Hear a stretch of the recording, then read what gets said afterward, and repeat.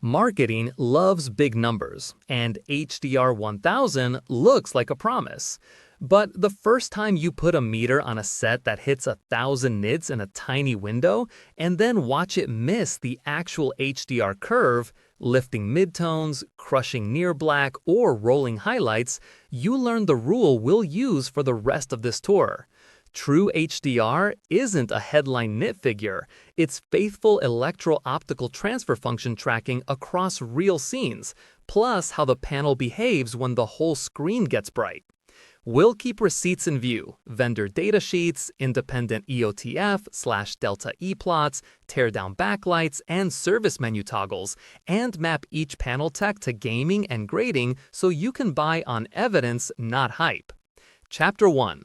First test, HDR 1000 versus real EOTF tracking.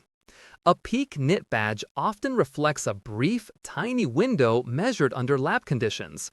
That tells you ceiling, not whether the TV follows PQ, the HDR EOTF, in shadows and midtones. Independent lab plots routinely show sets that clip specular detail when tone mapping is too aggressive, or that flatten midtones to look bright in a showroom. The mechanics live in gamma tables, local dimming policy, and automatic brightness limiting when average picture level rises.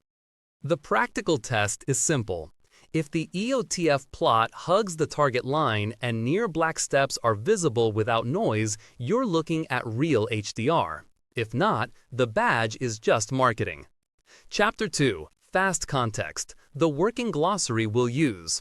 HDR means high dynamic range encoded to PQ or HLG, so darks stay dark and highlights stay detailed. EOTF is the curve mapping code values to light. ABL is a safety valve that pulls overall output down as the screen gets bright. Local dimming lets a backlight push highlights without turning the whole screen gray.